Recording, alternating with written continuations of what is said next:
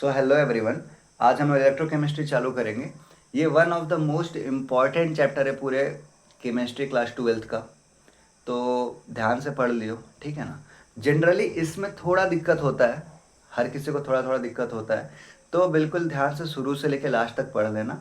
अच्छा, कॉपी और पेन भी निकाल लेना जिससे कि नोट्स प्रॉपर बन पाए, ठीक है। और जो भी डाउट्स होगा वो कमेंट सेक्शन या फिर इंस्टा के थ्रू पूछ सकते हैं, ठीक है। अच्छा, तो ये one of the most important chapter है।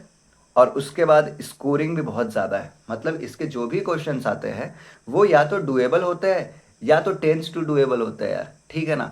तो बिल्कुल कोई घबराना नहीं है, आराम से चैप्टर कंप्लीट हो जाएगा बहुत ईजी वे में। तो बेसिकली इस चैप्टर में अपने को देखना है इलेक्ट्रिसिटी और केमिकल रिएक्शंस, ठीक है ना। तो इसमें क्या करेंगे हम लोग, इलेक्ट्रिसिटी को केमिकल एनर्जी में कन्वर्ट करेंगे और केमिकल एनर्जी को इलेक्ट्रिसिटी में कन्वर्ट करेंगे, ठीक है ना। तो 50% टाइम हम लोग क्या करेंगे कि इलेक्ट्रिसिटी को केमिकल एनर्जी में कन्वर्ट करेंगे और 50% टाइम क्या करेंगे कि केमिकल एनर्जी को इलेक्ट्रिसिटी में कन्वर्ट करेंगे। पूरा चैप्टर कंप्लीट हो जाएगा। जैसे फॉर एग्जांपल हमारे पास एक NaCl है, और NaCl हम लोग बहुत बार देखे हैं ना केमिस्ट्री में। तो NaCl को मॉलिक्यूल बोल दो या कंपाउंड बोल दो, है ना। अब अगर हमारे पास NaCl है, तुम इसको तोड़ के आराम से Na प्लस और Cl माइनस में कन्वर्ट कर सकते हो। अब क्या है कि अगर फॉर एग्जांपल Cl माइनस है, तुम इसको यहाँ पर पॉजिटिव प्लेट लगा दो, ये Cl माइनस मूव करके यहाँ आ जाएगा, जिससे क्या होगा कि इलेक्ट्रिसिटी का प्रोडक्शन हो गया ना। तो यहाँ पर क्या हुआ, केमिस्ट्री से हम लोग इलेक्ट्रिसिटी में कन्वर्ट कर दिए, और सिमिलरली हम लोग इलेक्ट्रिसिटी से केमिस्ट्री में भी तो कन्वर्ट कर सकते हैं ना। Na प्लस और Cl माइनस को जोड़ दो, NaCl में कन्वर्ट हो जाएगा।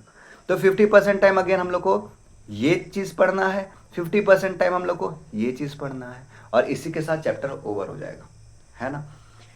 तो इसके बाद बेसिकली अब इंट्रोडक्शन की तरफ बढ़ते हैं। इंट्रोडक्शन क्या है कि it is a branch of chemistry that deals with relationship between electrical energy and chemical reactions. जो अभी हम बोले यहाँ पर कि हम लोग क्या देख रहे हैं कि यार एक ऐसा ब्रांच है केमिस्ट्री का, क्योंकि केमिस्ट्री में पढ़ रहे हैं, जिसमें हम लोग क्या करें, केमिस्ट्री से इलेक्ट्रिसिटी में कन्वर्ट करें, फिर इलेक्ट्रिसिटी में से केमिस्ट्री में कन्वर्ट कर रहे हैं। इसी रिलेशनशिप को हम लोग क्या बोलते हैं, इलेक्ट्रोकेमिस्ट्री, ठीक है ना। तो यहां तक अगर कुछ भी लिखना हो तो लिख सकते हैं। फॉर एग्जांपल की इंट्रोडक्शन में आप लोग ये चीज बिल्कुल लिख सकते हैं कि it is a branch of chemistry that deals with the relationship between electrical energy and chemical reactions. तो अब हम लोग देखने वाले हैं इंपॉर्टेंस ऑफ इलेक्ट्रोकेमिस्ट्री की, पढ़ना क्या है। तो सबसे पहला तो रीजन यही है, यहाँ लिखना भूल गए, कि नंबर आएगा, है ना। नंबर आएगा के बाद जो पहला रीजन है कि used in batteries and cells. हम लोग जो भी बैटरी और सेल यूज करते हैं ना, फॉर एग्जांपल एक हमारे पास रिमोट है, उसमें सेल होता है, बैटरी होता है ना।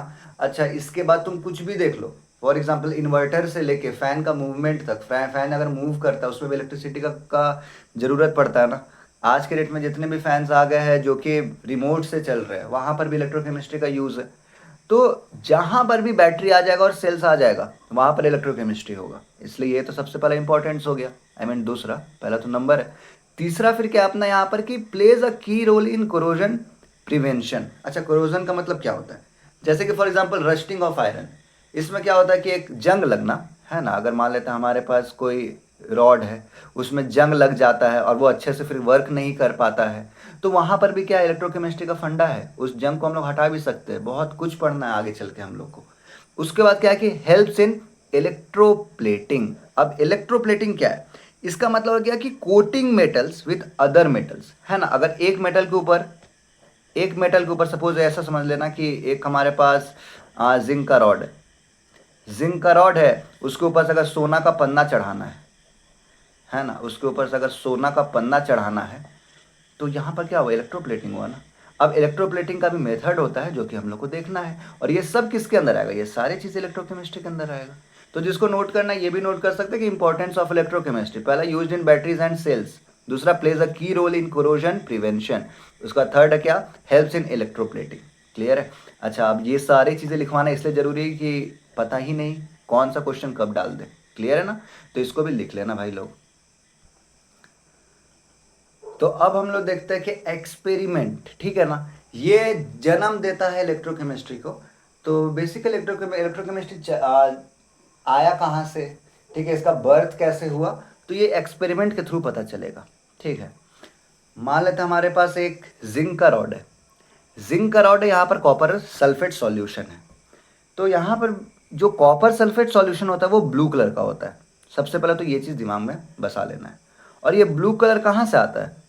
ये जो कॉपर सल्फेट में Cu2+ होता है ना, अब कॉपर सल्फेट है तो ऑब्वियस सा बात है कि Cu2+ प्लस SO4 2 माइनस। तो ये जो Cu2+ होता है ना, यही ब्लू कलर इसको प्रोवाइड करता है। ठीक है, अब मान लेते हैं कि आप जिंक रॉड लेके आए हैं, उसको कॉपर सल्फेट सॉल्यूशन में मस्त डाले हैं, मजा आ रहा है, पूरा माहौल है। अब आप कुछ कुछ चीज़ ऑब्जर्व करेंगे, तुरंत नहीं ऑब्जर्व कर लेंगे, है ना। आप घूमने उमने गए, उधर से आराम से घूम के आए, आपको क्या दिखा? सबसे पहला चीज़ जो दिखा ना, कि आप मान लेते हैं कि इसको 80 ग्राम 100 ग्राम कुछ लेके आए थे जिंक रॉड को। अब 100 ग्राम आप मान लेते हैं मार्केट से लेके आए थे और आप लोग मस्त कॉपर सल्फेट में डाले थे। थोड़ा देर बाद, आधा एक घंटा के बाद घूम फिर के आए और चेक किए जब इसका वेट, तो इसका वेट घट चुका था। Weight of zinc rod reduced. तो एक चीज़ तो आप ऑब्जर्व किए कि अरे भाई भयानक हो गया, मतलब कि जिंक रॉड का क्या हो गया, वजन कम हो गया। दूसरा फिर चीज़ आप लोग देखें कि यहाँ पर पहले बताया था ना, कॉपर सल्फेट जो होता है ब्लू कलर का होता है, और ब्लू कलर कौन देता है? Cu2+ देता है। तो ये अचानक से ना फेड हो गया। फेड हो गया का मतलब कि अगर डीप ब्लू है फॉर एग्जाम्पल, तो ये स्काई ब्लू में कन्वर्ट हो गया, है ना, या कलरलेस की ओर बढ़ने लगा। तो आपने दूसरा चीज़ ऑब्जर्व करा। तीसरा चीज़ जो आपने ऑब्जर्व करा कि ना नीचे में रेड प्रिसिपिटेशन फॉर्म हो गया। अब प्रिसिपिटेशन क्या होता है, तो अगर ठेठ भाषा में जानना है तो प्रिसिपिटेशन का मतलब ऐसे समझो कि पत्थर जैसा कुछ जाके जमा हो गया था। तो वहाँ आके देखे कि भाई शुरू में तो ऐसा कुछ नहीं था, लाल कलर का, रेड कलर का प्रिसिपिटेशन फॉर्म हो गया यहाँ पर। और चौथा चीज़ जो आप लोगों ने ऑब्जर्व करा कि उसके पास जाने से ना आप लोग को गर्मी लग रहा है। तो कैसे गर्मी लग रहा है? क्योंकि हीट रिलीज हो रहा है ना। ठीक है, तो आपने सबसे पहले एक एक्सपेरिमेंट होता है, कभी भी कुछ भी एक्सपेरिमेंट होता है तो उस एक्सपेरिमेंट के लिए हम लोग apparatus प्रॉपर लगाते हैं।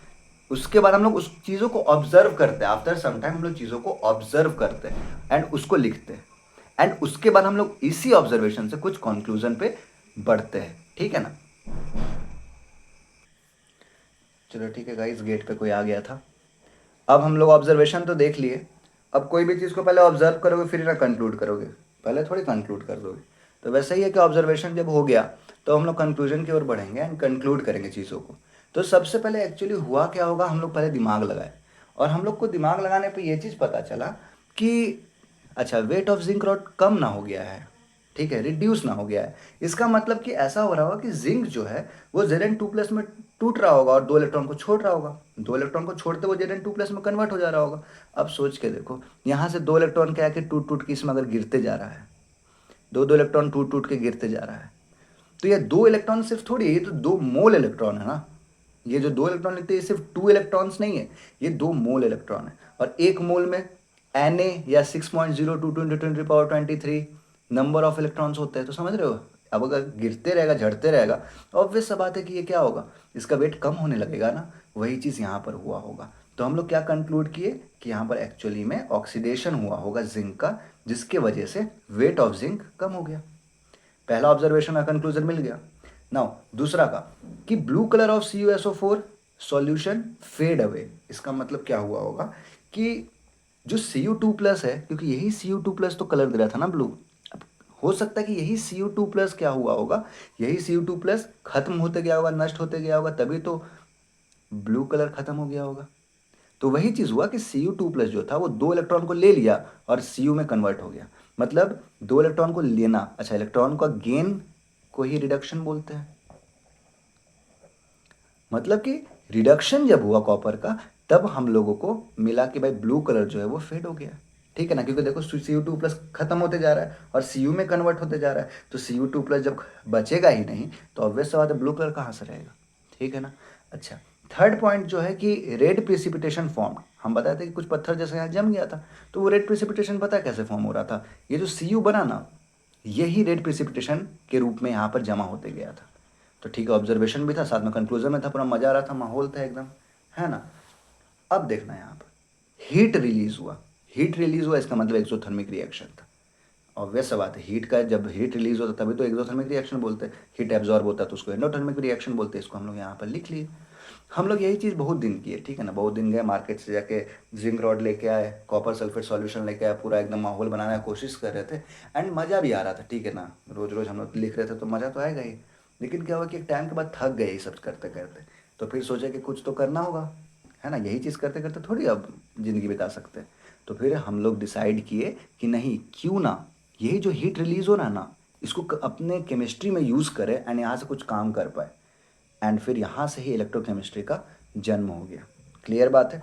तो हम लोग अभी तक बहुत कुछ देख लिए, इसको भी आप लोग आराम से लिख सकते हैं, एक्सपेरिमेंट बर्थ ऑफ इलेक्ट्रोकेमिस्ट्री के नाम से, एंड प्रॉपर ये इस एक्सपेरिमेंट को लिख सकते हैं। इसको कहीं पूछेगा नहीं कोई, बट लिख लोगे तो फील आएगा, मज़ा आएगा, और क्या ही है फिर। तो अब जो चालू करने वाले हैं वो है इलेक्ट्रोकेमिकल सेल। मतलब यहाँ से मेनली अपना इलेक्ट्रोकेमिस्ट्री चालू हो गया है ना। तो बिल्कुल ही अब कुर्सी की पेटी बांध लो। तो इलेक्ट्रोकेमिकल सेल है क्या? तो इलेक्ट्रोकेमिकल सेल एक ऐसा चीज़ है, एक ऐसा सेल है, एक ऐसा डिवाइस है जो कि क्या करता है कि केमिकल एनर्जी को इलेक्ट्रिकल एनर्जी में कन्वर्ट करता है और इलेक्ट्रिकल एनर्जी को केमिकल एनर्जी में कन्वर्ट करता है। ठीक है ना। मतलब क्या चीज़ कि देखो, हम लोग अभी तक बात किए थे ना इलेक्ट्रोकेमिस्ट्री क्या होता है। इलेक्ट्रोकेमिस्ट्री एक ऐसा ब्रांच है, देखो यहाँ पर लिखे थे हम, इलेक्ट्रोकेमिस्ट्री एक ऐसा ब्रांच है जो कि जिसमें इलेक्ट्रिसिटी से केमिकल एनर्जी में कन्वर्ट होता है चीज़ें, एंड केमिकल एनर्जी से फिर इलेक्ट्रिसिटी में कन्वर्ट होता है ना। तो इसको करता कौन है? तुम करते हो? नहीं, इलेक्ट्रोकेमिकल सेल करता है ना। ठीक है।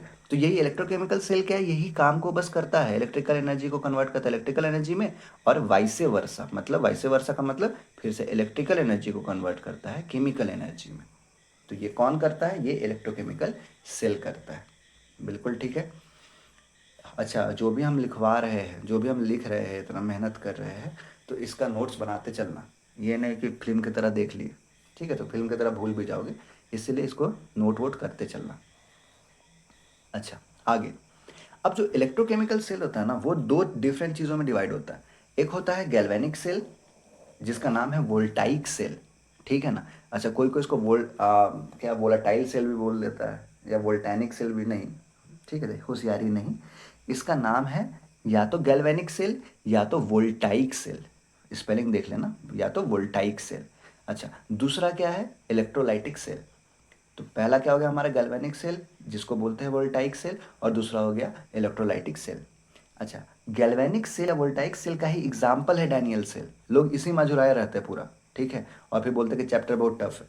अबे नहीं, इलेक्ट्रोकेमिकल सेल दो चीज़ में डिवाइड होता है, गैल्वेनिक सेल, वोल्टाइक सेल, और दूसरा चीज़ में डिवाइड होता है इलेक्ट्रोलाइटिक सेल।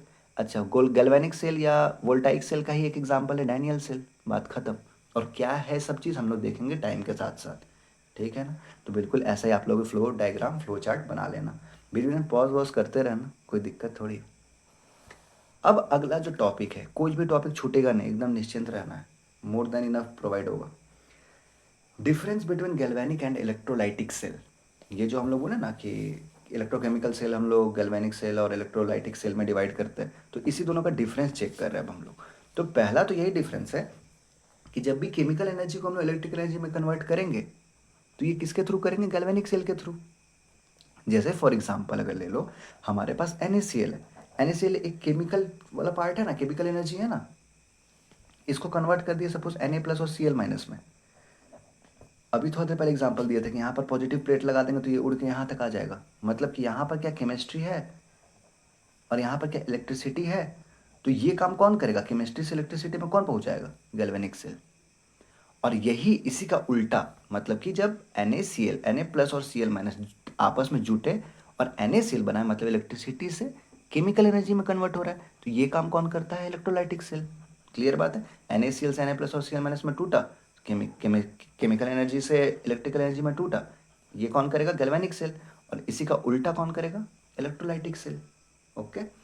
अब ये जो है होता है यहाँ पर स्पॉन्टेनियस रिडॉक्स रिएक्शन होता है। हम लोग आगे चल के देखेंगे, पूरा प्रॉपर फील के साथ देखेंगे एक एक चीज़ को। ये जो होता है वो स्पॉन्टेनियस रिडॉक्स रिएक्शन के थ्रू होता है। स्पॉन्टेनियस रिडॉक्स रिएक्शन तो पता है ना, जिसमें ऑक्सीडेशन और रिडक्शन होता है। अभी जो हम लोग एक्सपेरिमेंट देखे थे, जस्ट थोड़ा देर पहले देखे थे, यहाँ पर क्या हुआ? ऑक्सीडेशन और रिडक्शन सेम में हो रहा था ना, मतलब इसको क्या रिडॉक्स रिएक्शन नहीं बोल सकते हैं? बोल सकते हैं। तो वही रिडॉक्स रिएक्शन का यहाँ बात हो रहा है। स्पॉन्टेनियस का मतलब हो जाए जो खुद से हो पाए। स्पॉन्टेनियस का मतलब हो गया जो खुद से हो पाए। तो सोच के देखो कि अगर NaCl है, इसको अगर हम लोग सपोज एक्वस, इसमें थोड़ा सा हम लोग मॉइस्चर डाल दें, तो Na+ और Cl- इसमें टूट गया ये। अच्छा, इसके लिए कोई अब ऐसा तो नहीं ना कि मशीन वशीन लाना पड़ा, ये तो अपने आप ही ना हो गया। इसलिए इसको बोलते हैं स्पॉन्टेनियस रिडॉक्स रिएक्शन। अब इसका जो डेल जी होता है वो लेस देन जीरो होता है। अगेन ये थोड़ा सा अब क्लास 11th का बात है, हम लोग आगे इस बात पे डील कर लेंगे बाद में कभी, बट अभी के लिए ध्यान रखना है कि स्पॉन्टेनियस है मतलब डेल जी लेस देन जीरो है। इसके अलावा इलेक्ट्रोलाइटिक सेल में क्या होता है कि आप सोच के देखो कि Na प्लस और Cl माइनस से NaCl थोड़ी बन जाता है। ऐसे समझ के देखो कि फॉर एग्जाम्पल अगर कोई करंट फ्लो कर रहा है वायर में, आजू बाजू देख लो कोई वायर होगा, अच्छा वायर जब वायर से करंट फ्लो करता है तो क्या नमक गिरने लगता है टूट टूट के? ऐसा तो नहीं ना है। ऐसा तो नहीं है कि इलेक्ट्रिसिटी से केमिकल एनर्जी अपने आप ही बदलने लगता है, ऐसा तो कुछ नहीं है। उसके लिए हम लोग को प्रॉपर क्या करना पड़ता है, मशीन लाना पड़ता है, मोटर जनरेटर ये सब यार लाना पड़ता है ना। इसलिए हम लोग बोलते हैं कि ये एक नॉन स्पॉन्टेनियस रिडॉक्स रिएक्शन है। नॉन स्पॉन्टेनियस मतलब जो खुद से ना हो पाए, कि खुद से हो पाए, हाँ खुद से ना हो पाए, ठीक है। अब देखो यहाँ पर एग्जाम्पल, इसका एग्जाम्पल क्या हो गया, डैनियल सेल, अभी थोड़े पहले लिए ना हम लोग। एग्जाम्पल क्या हो गया, डैनियल सेल। आगे जाके बात करेंगे कि ये क्या होता है, जिंक और कॉपर का सेल होता है, इसमें जिंक और कॉपर का इलेक्ट्रोड डाला जाता है। और यहाँ पर जो एग्जाम्पल हो गया वो हो गया electrolysis of water. Electrolysis of water को भी याद बस रख लेना अभी के लिए, टाइम आएगा इसको भी समझाएंगे बिल्कुल डिटेल में। ओके, तो अभी तक समझ में आ गया गैल्वेनिक सेल क्या होता है, इलेक्ट्रोलाइटिक सेल क्या होता है। यहाँ तक का प्रॉपर नोट्स बना लो। पहला हम लोग वीडियो यहीं पे कंप्लीट करते हैं, बिल्कुल ही जल्दी जल्दी हम लोग सिलेबस को भगाएंगे। तो हर वीडियो मतलब छोटा ही रखते हैं, अभी तक तो यही सोचे। बाकी ऑल द वेरी बेस्ट, और नोट्स वोट्स बना लेना। जो डाउट होगा आप लोग इंस्टा के थ्रू या कमेंट सेक्शन के थ्रू पूछ सकते हो। चलो बाय बाय।